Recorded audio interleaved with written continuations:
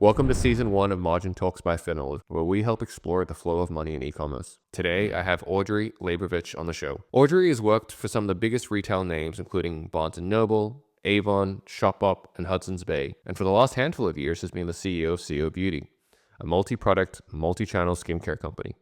Audrey, welcome to the show. Thank you. It's great to be here, fam. Audrey, we're going to dive straight in. I think you have a really unique situation that I can't wait to share with the audience, which is Gigi Howard, a former luxury and beauty PR executive. She's the founder of CO. Mhm. You came in a couple of years later. It's not very common for early stage brands to have a professional CEO. Tell us about that story. Sure, absolutely. So Gigi came up with the idea for the CO patch because she had a personal problem of having wrinkles in her chest area. And a lot of women develop vertical lines here from sleeping, natural aging, sun exposure. And she came up with the idea of medical grade silicone patches for wrinkle reduction. She launched the product in July of 2016 just with the chest lift patch. That was our hero SKU. And it really got a lot of great attention from beauty editors and from customers.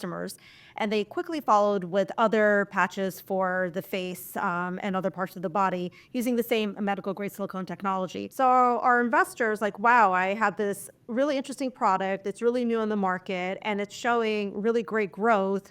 I need to get this organization professionalized sooner rather than later. I think he realized that he had a brand on his hands that had a lot of potential. He himself doesn't have a ton of beauty experience, so he wanted to bring someone on who can help make sure that this brand grows the right way. So he was looking for someone who had a ton of e-commerce experience because he wanted the brand to be DTC focused, someone who understood digital marketing, and someone who can build a team and grow the right culture. So it is unusual to bring on a professional CEO so quickly, but I don't think he wanted to waste time. I think he wanted to get in there and make sure that he's realizing the potential sooner rather than later of this really interesting product. What are some of the different ways a product-led founder might run a business versus a professional CEO? Yeah, I think it's really important when you bring on a professional CEO to have a really great pair, a really great match to the founder. And Gigi and I are that perfect pair. She really is kind of the visionary. She's really thinking about product development, really thinking about different ways to drive brand awareness through social media and talking to editors and really being out there. And I'm more of the day-to-day business operator. So I'm heads down in the P&L, making sure that we are pulling all the right levers to drive sales growth, thinking about our budgets, thinking about how I build the team, having the right people at the right time in the right place. So day-to-day operations versus thinking more kind of broadly about product development, creative needs, and press. And it's such an important relationship for the founder and the CEO to really understand each other's strengths and weaknesses so that you can really support each other. So we really have that.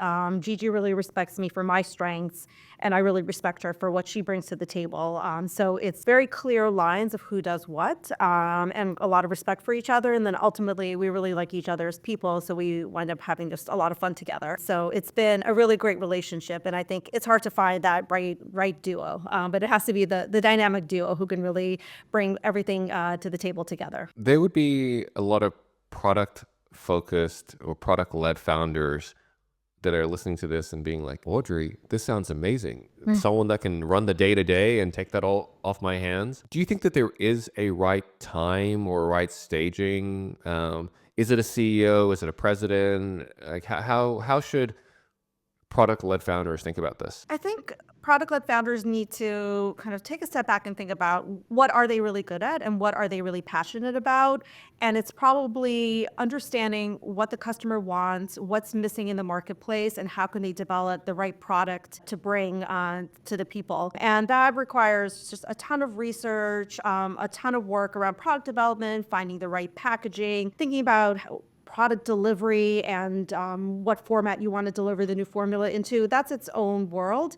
But running a business is day to day, heads down in things that are not that sexy. You know, it's spreadsheets, it's doing team reviews, it's telling people why they're not getting promoted yet, it's asking your investors for more money because you ran out of cash. So it's all super important, but it's behind the scenes and it's a little bit kind of less sexy. And I don't mind doing that kind of work. I'm not someone who needs to be out there, leading PR events. And she has the right personality for that, Gigi. And oftentimes founders tend to be kind of more out there and more excited to be talking to customers, to be talking to editors, to be talking to press, because they're also drumming up brand awareness. Yeah.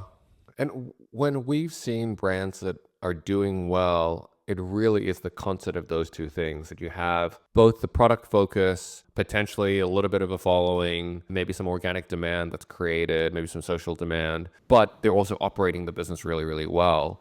And lacking either one of those things can cause a little bit of trouble. We've seen some brands that have gone or potentially started quite viral, but the operations were there were a lot of issues. And also the opposite, which is a really well-run business that just doesn't have enough demand, or doesn't have enough product differentiation. So yeah, really interesting to hear that you two have paired so well. Yeah, I mean, it all starts with having a great product that's delivering something different in the market. Beauty has gotten very saturated over the last 10 years, so you really have to bring something new to the table. And if your product is not a great product, people are just not going to buy it. But behind that, you need to be very organized about how you think about your marketing spend, how you think about your team, how you think about different campaigns to bring your product out to the people. So it is all the parts have to make sense and they all have to work together.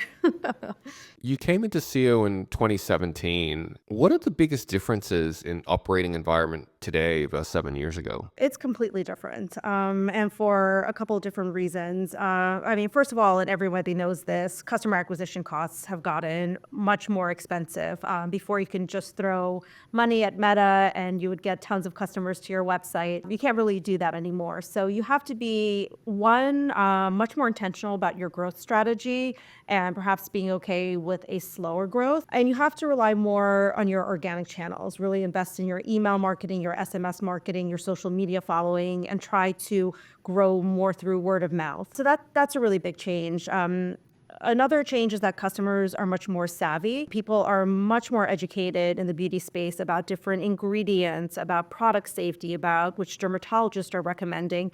So you have to be really intentional in your marketing and making sure that you are giving all the information that a customer is going to want in order to make a decision. And then kind of from a funding perspective, when I first joined CEO, all investors cared about was seeing triple-digit growth year over year, and didn't really care too much about the bottom line. But now, as I talk to investors myself, trying to think about next steps for CEO, everybody first wants to know: are you profitable? And if you're not, are you almost at the path of profitability? And that's a really big difference. Frankly, it makes a lot of sense to want to invest in a healthy business, and by that, it's growth profitably.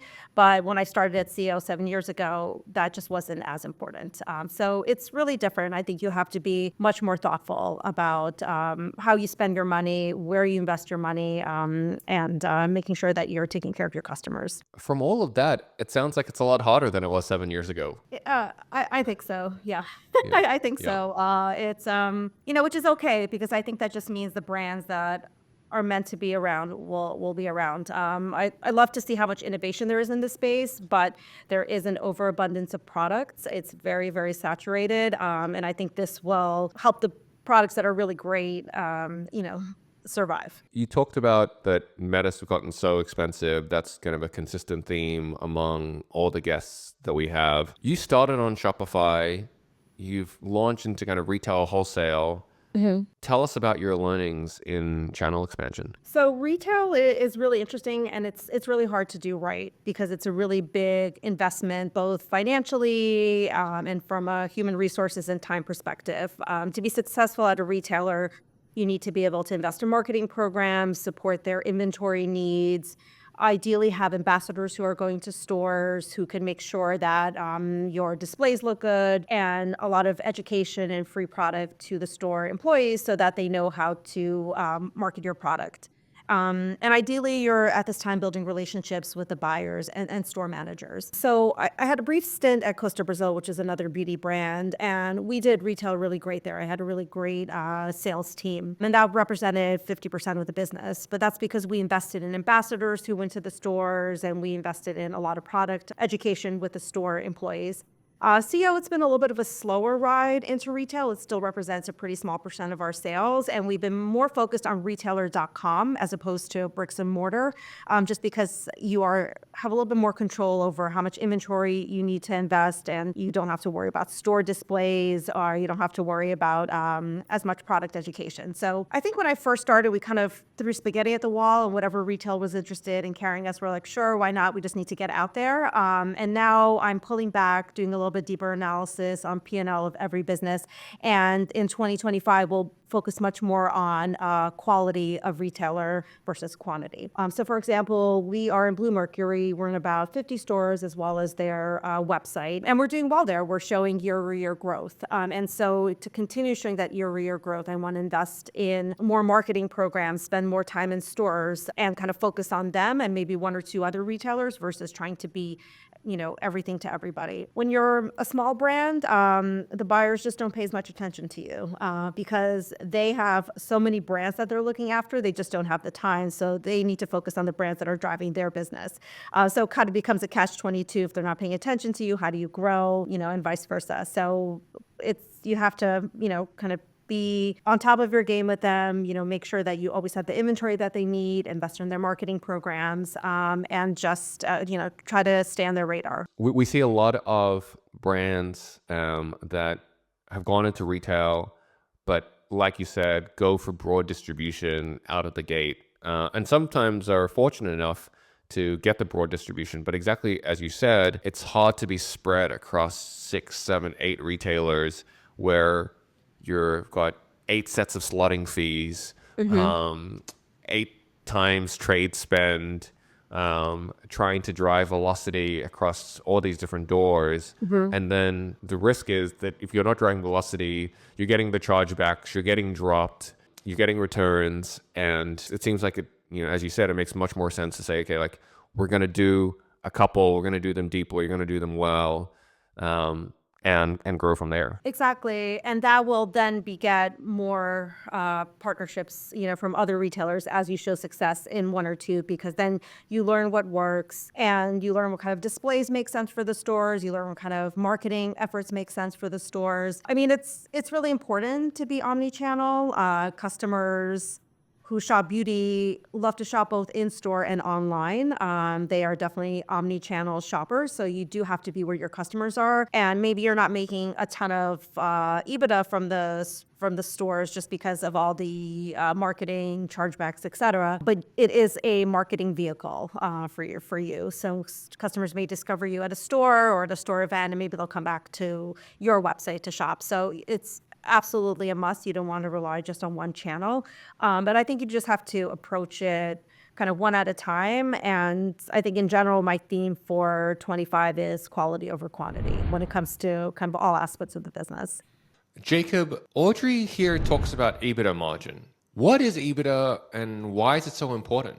So regarding the EBITDA, it stands for earnings before interest, tax, depreciation, and amortization, which is pretty much looking at your operating margin and adding back depreciation and amortization, or looking at your pre-tax and adding interest, or post and adding tax and interest. And it's really a market standard for comparing where companies stand and how their EBITDA margins look as opposed to their competitors. And a lot of times, as opposed to in the past couple of years, when people were looking at multiples, evaluating companies for sales, stock value, etc., multiples of revenue, a lot of times now the standard is looking at multiples of their EBITDA. And EBITDA is not perfect. Sometimes businesses that have more CapEx with more significant depreciation and amortization will look more at the EBIT, which is just earnings before interest and tax, because the depreciation and amortization are a big part of their business. And at the end of the day, when you do accrual accounting, you're not recognizing the entire expense on that warehouse on day one, but you're recognizing it over time. So if you have heavy CapEx expenditures, then it makes sense to take your depreciation and amortization into account. And financing heavy companies that are very heavily financed might take their interest into account as well. But there's ways to play around with it. It's not it's not ideal, but it really is former market standard. Sometimes smaller companies look at what's called SDE, which is seller's discretionary earnings, which is like EBITDA, but kind of tries to neutralize individual expenses that would not be necessary if this company was managed by others. But you have to be careful there. A lot of times, if you take off the founder's salary, which maybe they were pulling a large salary, but if you need someone comparable to actually manage the business, then at the end of the day, it's not that different. Sometimes people play games with their balance sheet and put personal kinds of assets there, which is not okay. But that would, in fact, let's say your depreciation. So you'd have to kind of take those into account when calculating your seller's discretionary earnings. So that's just a view from above of what EBITDA means and how it works and how it's used. To move from front of the house to back of the house, some beauty brands look to have a lot of vendors in their supply chain for IP protection or potentially margin protection. Others will go to the other end of the spectrum and use a turnkey co-packer. How does CEO think about its supply chain? We like to keep it pretty simple. It's a small team, and it's not, a huge business. So we can get away with a very kind of simple supply chain. So I work with one 3PL. The vendor I'm currently using is named Pietra. And they do kind of all the basics of a 3PL. So they receive our inventory, store it for us, and then do the pick and pack and work with us on different shipping options. We have a really solid contract with them. Our lawyers, really went to town on that agreement. So I feel good about it. I'm in touch with the CEO, so I think we are top of mind for him, which is great to have that relationship. And then from a manufacturing perspective, I have two partners. I've got my patch manufacturing partner in Hong Kong. He's been with us since the beginning. He actually worked with my investor beforehand, so there's a lot of trust there.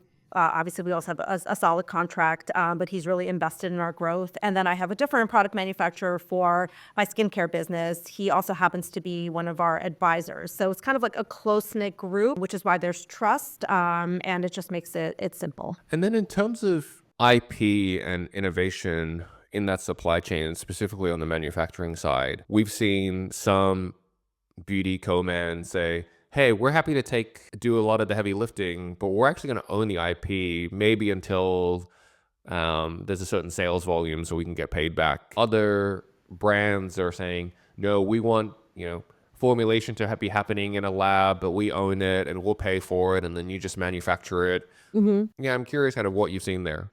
Yeah, so we, with our two manufacturing partners, co-own the IP. I have definitely heard of situations where the brand doesn't own the IP, and that just makes it really tricky if you need to move to a different manufacturing partner, especially if your current, contractor is very expensive and you want to move somewhere that's cheaper, or you want to do some consolidation. If you don't own the formula, then you have to try to recreate it, which is very time consuming and ultimately won't be exactly the same. And so it's hard to negotiate, but it's a really important thing to negotiate early on while you're figuring out the contract with your partner. But owning the formula is definitely the way to go, because you just don't know what the future will hold in terms of different pricing. You may also want to make changes, or you may want to switch up components, and you want the flexibility to go where you need to go. One of the most underestimated parts of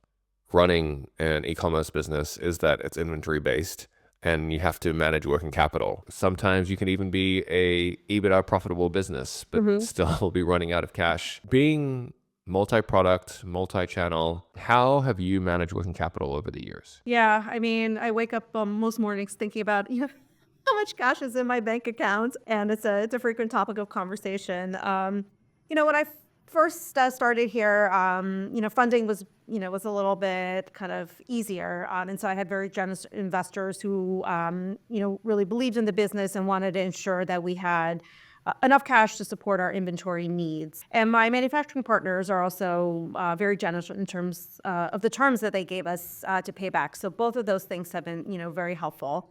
Over the last 2-3 years, we've supplemented cash with Shopify loans, which are they're just easy. You just click a button and then they take money out every day, so you almost don't have to worry about it. But ultimately, you just have to have cash flow projections that you review, on a weekly basis. And I make sure to adjust kind of how we're doing some of our bigger expenditures that are not kind of recurring around cash flow. It's one of those things that you just have to think about every single day, because with beauty especially, you have to have inventory. You can't sell what you don't have. Some vendors are more generous than others in terms of paybacks, but it's kind of shuffling around all the bills and all the future spend and being very mindful. But we didn't get there right away, but it took us some time. But we finally got to a cash flow projection where we're updating it on a regular basis and really living by that. It was interesting. We were talking to Ben Brichotte from Dwight Funding on this show, and he said that he asks all their clients to be running a weekly 13-week cash flow model, which I was surprised by, because usually if they're giving them a large 7-figure slug, often paired with an equity raise that they've kind of recently done, you wouldn't expect that they would need to be managing on a 13-week.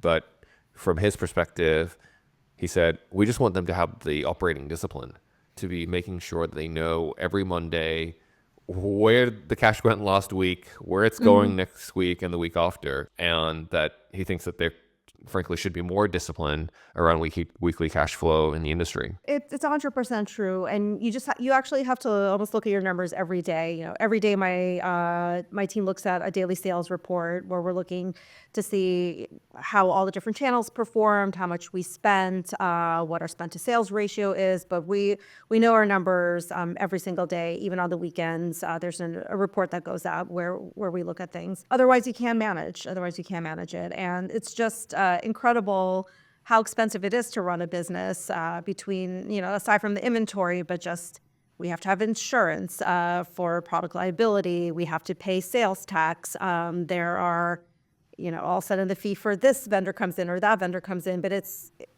there's so many things involved in running the business that kind of the average person just wouldn't even think about. And you have to make sure that you have cash allocated for all of it. Jacob, a topic that we've talked about before, but it's so critical. What is a 13-week cash flow model, and why do they matter? Oh, yeah. So you are correct, fam. We've discussed this in the past and might even discuss it again in the future. It's a really important topic. Being on top of your cash flow is crucial, and has come up several times already in this show.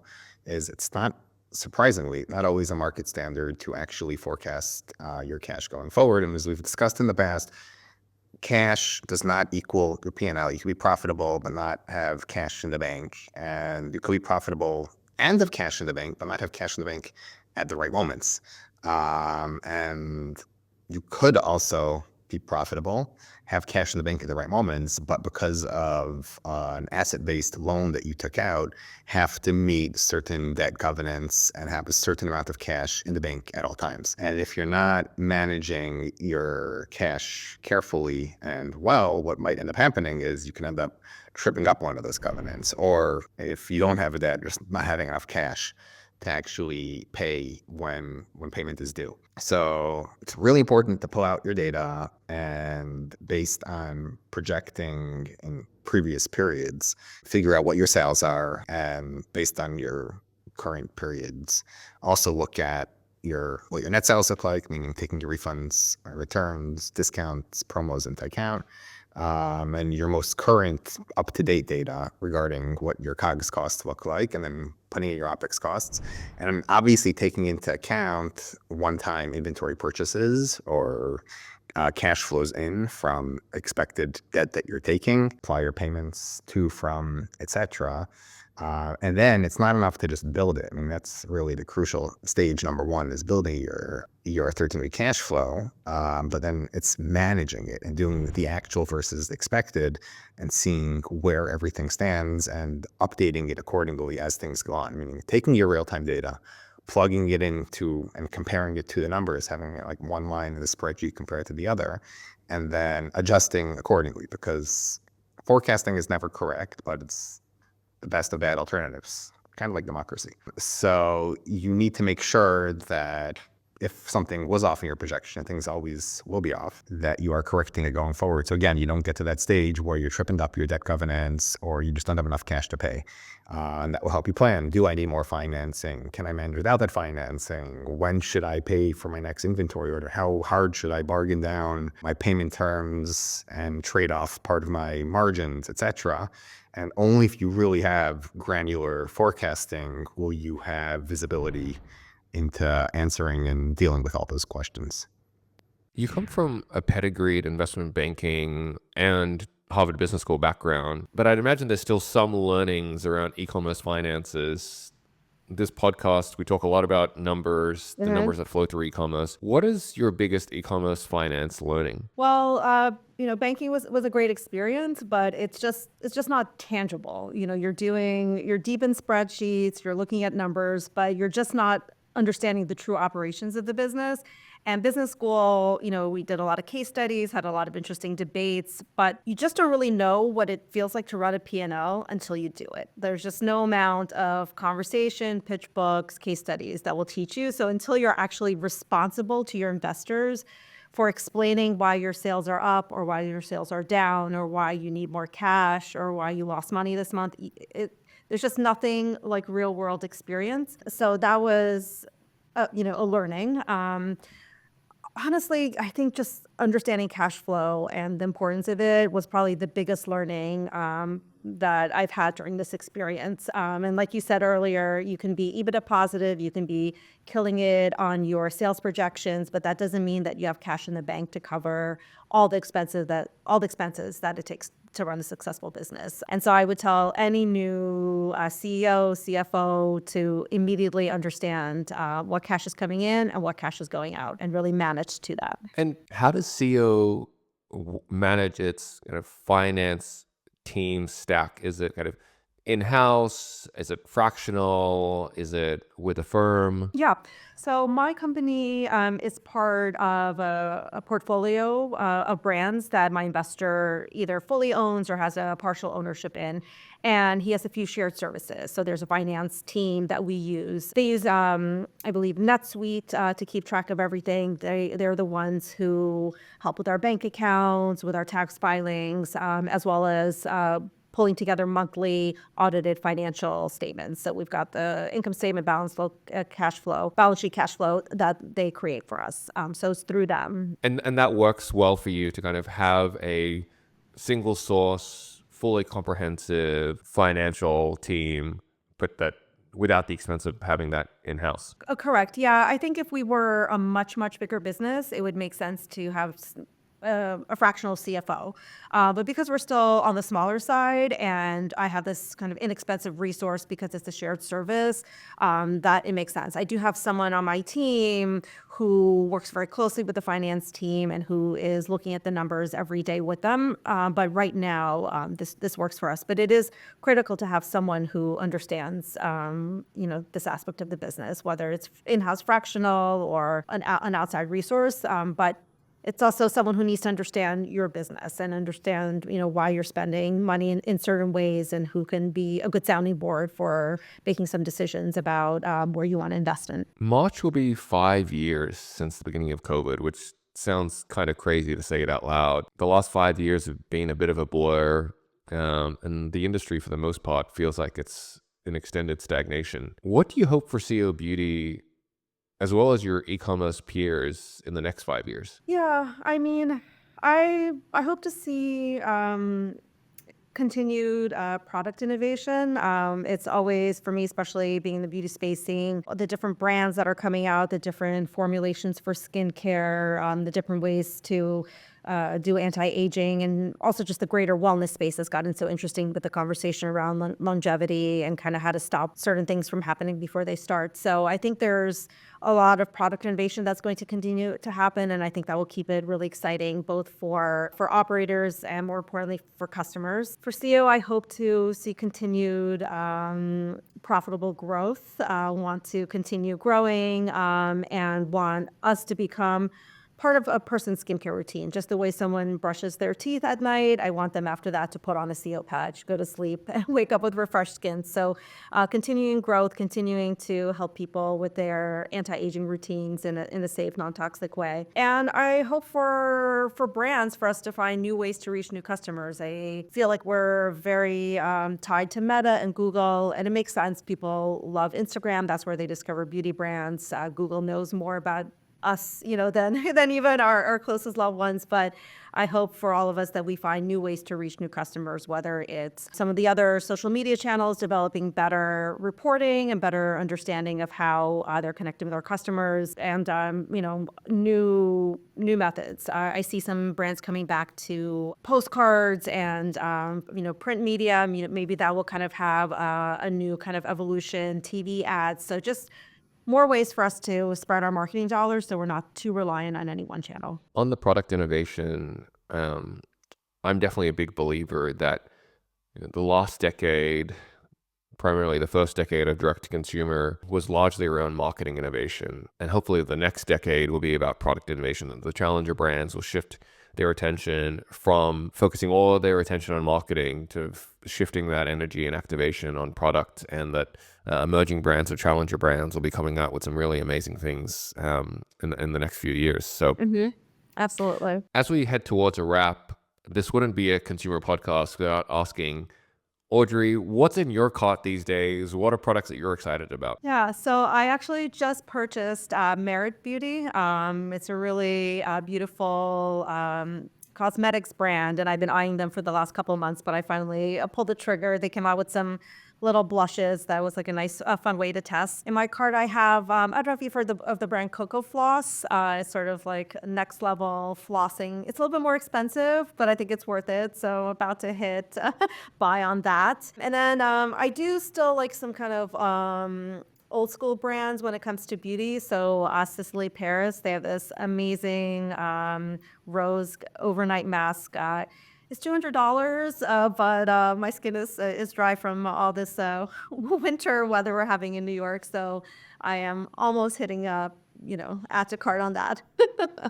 But yeah, I feel like as a beauty operator, I feel like it's my responsibility to continue being a beauty junkie and trying different wellness and beauty things. Audrey, thanks so much for taking the time. It's been a blast. Thanks for sharing all your knowledge with our listeners, and really grateful to have you on. Thank you. It's been great to talk to you. Thanks for listening to Margin Talks by Finaloop. Don't forget to like and subscribe on the channel you're listening to. If you have any questions or feedback, feel free to email me, fan@thehedgehogcompany.com. And if you'd like to see what Finaloop can do for your e-commerce business, please visit finaloop.com. We'll see you on the next one.